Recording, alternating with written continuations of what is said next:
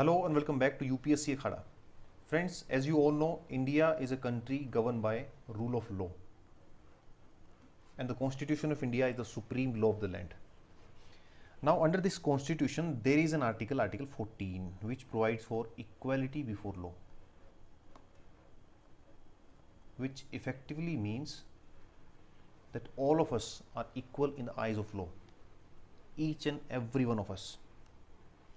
Having said that, now look at this. Governor of West Bengal, C.V. Anand Bose, has been accused of sexual harassment by a woman employee of Raj Bhavan. Now, sexual harassment is an act which is punishable under law. अगर ऐसा है, then tell me, should the legal action be initiated against the governor? Generally, कोई भी अगर इसको पूरे को देखे भी इक्वालिटी बिफोर लॉ है, sexual harassment punishable under law है, तो ऑब्वियसली लीगल एक्शन होना चाहिए. पुलिस अरेस्ट भी कर सकती है, प्रोसिक्यूशन भी होगा, ट्रायल भी होगा.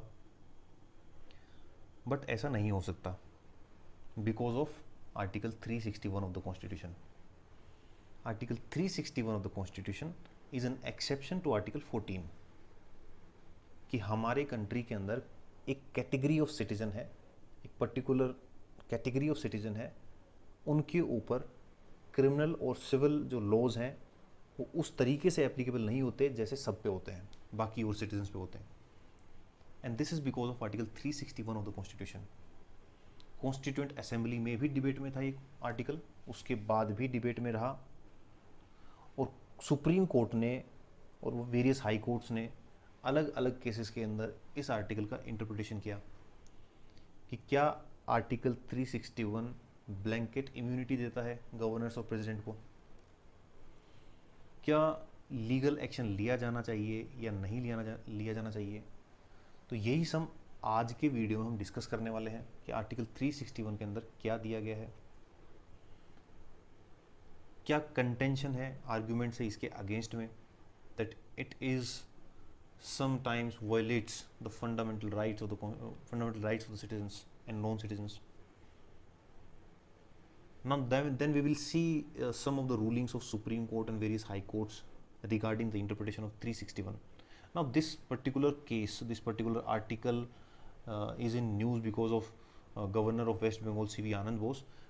Now Supreme Court has agreed to constitute its constitution bench to interpret or reinterpret this article 361 about the blanket immunity provided to the president and the governor of the state under our constitution.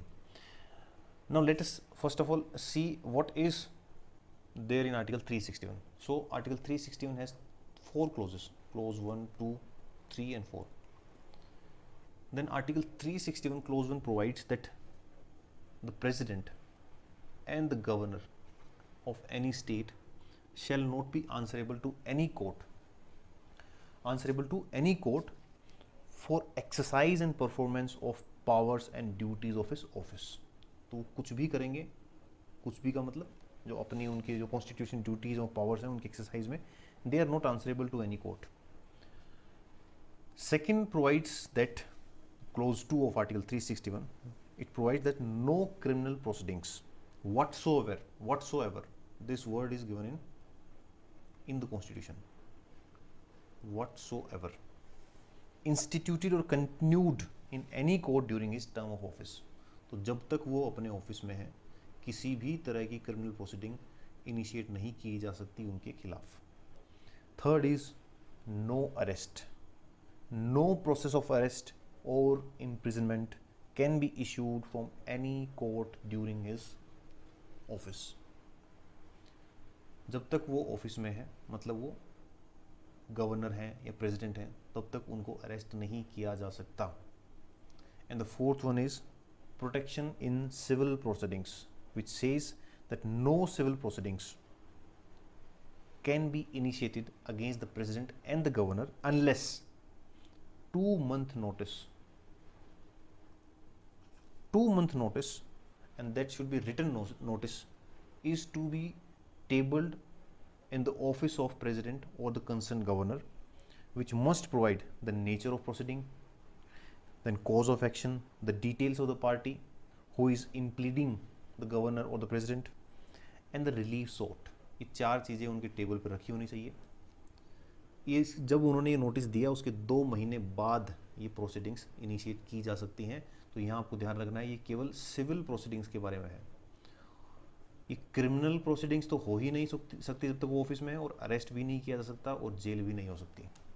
तो अब यहाँ से ऐसा लगता है कि ये जो इम्यूनिटीज़ हैं इसका मतलब ये हुआ कि गवर्नर साहब और प्रेसिडेंट जब तक वो अपने ऑफिस में तो कुछ भी करें उनके ऊपर किसी तरह की कोई कार्रवाई नहीं हो सकती। नाउ इसके अगेंस्ट में आर्ग्यूमेंट्स क्या है? Attack on citizens fundamental rights, मतलब वो अगर फंडामेंटल राइट्स के वॉयलेशन भी करते हैं, कुछ ऐसा एक्ट भी करते हैं, तो भी उनके खिलाफ में कोई कार्रवाई नहीं हो सकती, even under article 32 of the constitution. जो रेमिडीज़ हैं उनके थ्रू भी नहीं हो सकती। इम्पेडिमेंट टू जस्टिस, अगर हम सिविल प्रोसीडिंग्स की बात करें उसमें 2 महीने के बाद इंक्वायरी इनिशिएट होगी। अब आप समझ सकते हैं कि 2 महीने के अंदर तो कुछ भी इधर उधर हो सकता है, एविडेंस को टेम्पर किया जा सकता है, प्रेशराइज किया जा सकता है। तो कहीं ना कहीं ये इम्पेडिमेंट टू जस्टिस है। ये वेरियस स्टेक होल्डर्स का, वेरियस ऑर्गेनाइजेशन के कंटेंशन है अगेंस्ट दिस आर्टिकल 361। इनका कहना है कि ये ब्लैंकेट इम्यूनिटी नहीं हो सकती, एटलीस्ट कुछ तो रास्ता होना चाहिए जुडिशियल एक्टिविज्म के थ्रू, या कि मतलब इसका स्क्रूटनाइज किया जा सके इनके एक्ट्स को, या क्रिमिनल जो एक्ट्स हैं उनको प्रोटेक्शन ना दिया जाए। Against modern democratic principles and constitutional morality, obviously modern democratic principle, because देखो ये जो मैक्सिमम भी आता है which is like king can do no wrong, कि जो राजा है वो कोई गलती नहीं कर सकता, ऐसा मान के चला जाता है इंग्लैंड के अंदर। तो वो एक मोनार्की है, कॉन्स्टिट्यूशनल मोनार्की है, बट हमारे यहाँ डेमोक्रेसी है, तो डेमोक्रेसी प्रिंसिपल्स के अगेंस्ट में है ये। और कॉन्स्टिट्यूशनल मोरालिटी क्या होती है?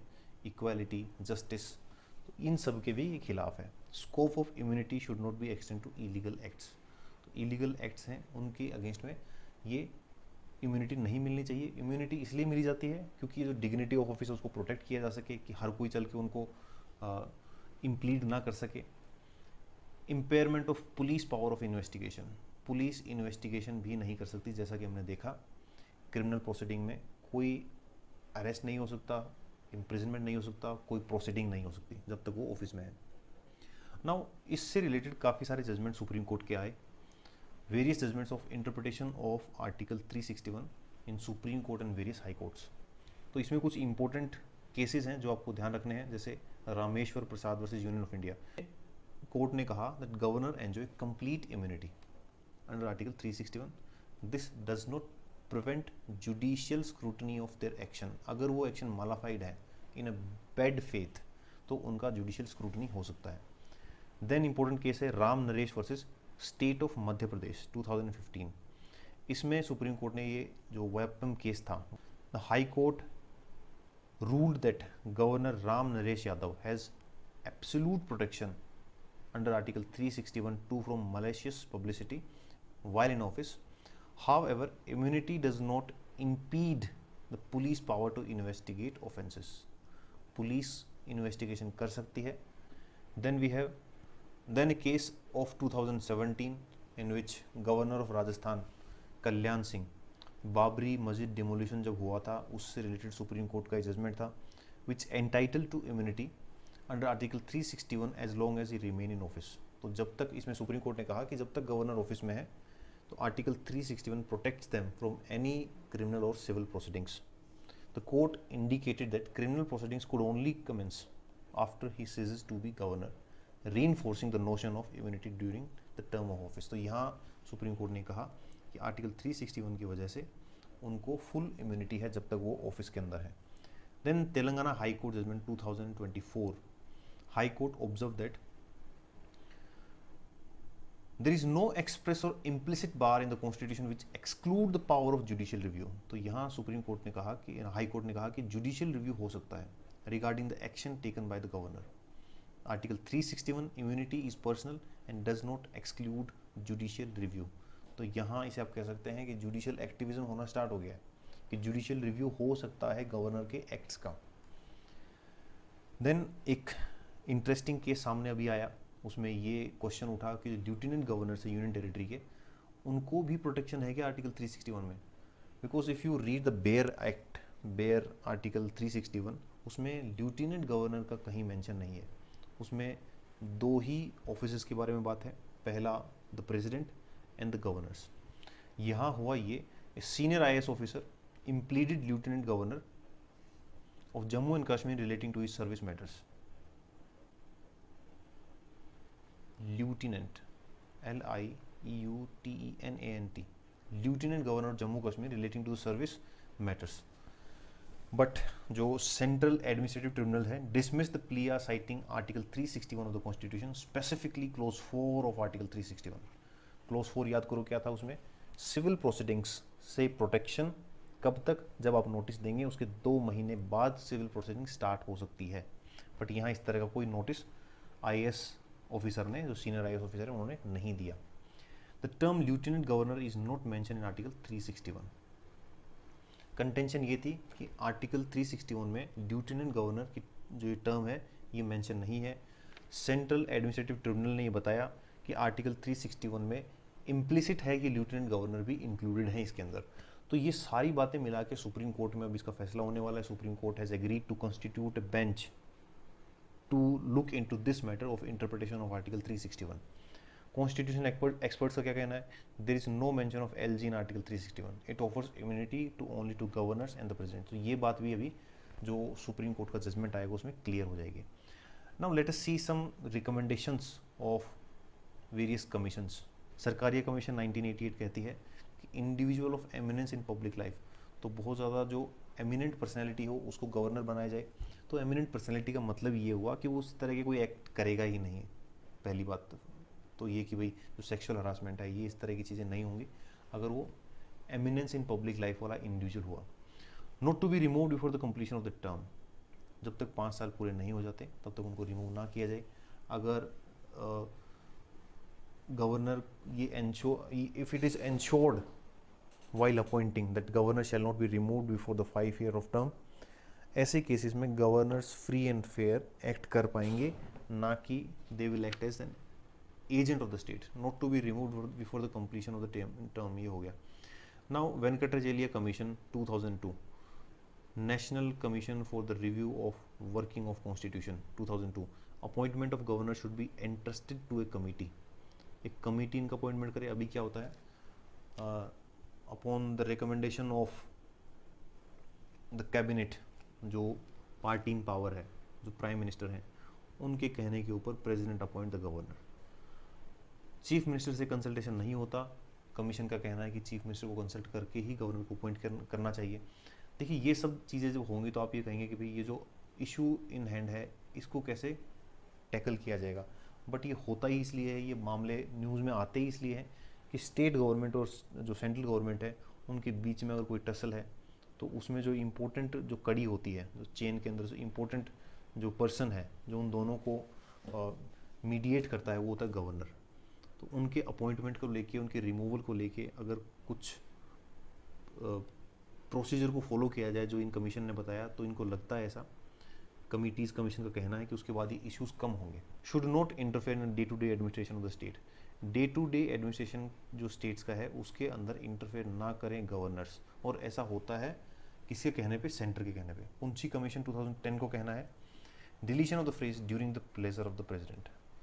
जब इनको रिमूव करना हो तो कॉन्स्टिट्यूशन में दे रखा है कि governor shall be removed, governor shall be in office during the pleasure of the president.